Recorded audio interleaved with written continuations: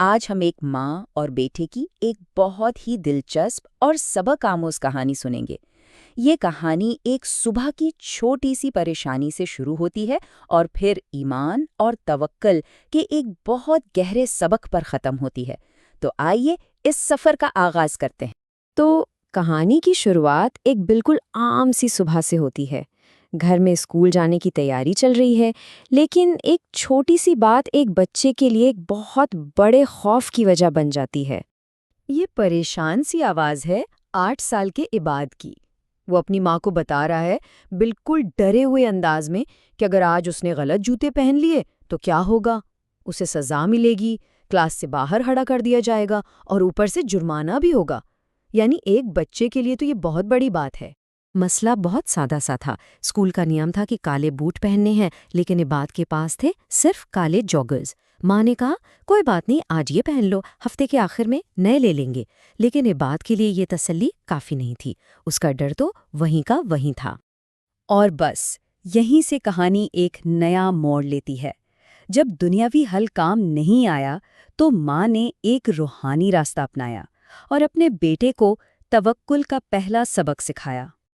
توکل یعنی اللہ پر مکمل بھروسہ، مکمل یقین۔ ماں نے اپنے بیٹے کو سمجھایا کہ اس کے پاس ایک ایسی طاقت ہے جو اس کی ہر پریشانی دور کر سکتی ہے۔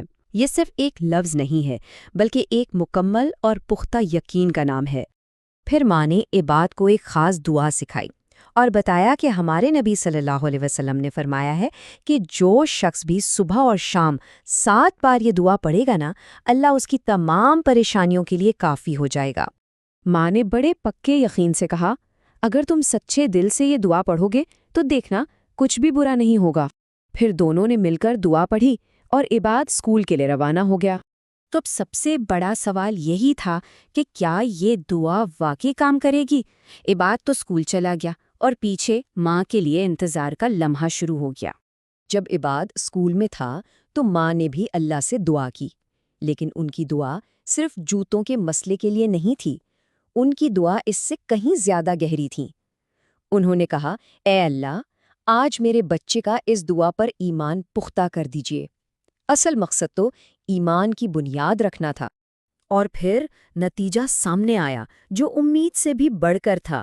عباد اسکول سے بھاگتا ہوا آیا، خوشی سے ماں سے لپٹ گیا اور بولا، ماما آپ نے بالکل صحیح کہا تھا، کسی نے میرے جوتوں پر دھیان ہی نہیں دیا اور کوئی جرمانہ بھی نہیں ہوا۔ اس کی آنکھوں میں دعا کی طاقت کا یقین صاف نظر آ رہا تھا۔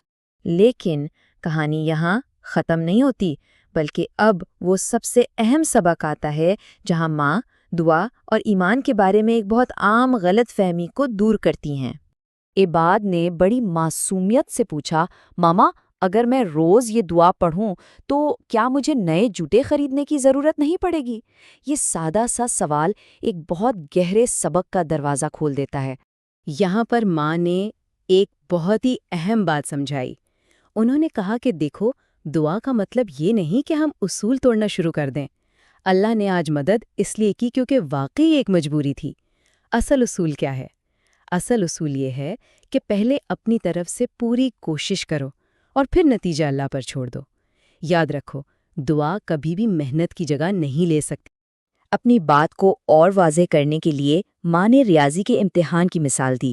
انہوں نے کہا، سوچو اگر امتحان میں اچھے نمبر چاہیے تو کیا صرف دعا کرنا کافی ہوگا؟ نہیں نا، تمہیں اس کے لیے سخت محنت بھی کرنی ہوگی۔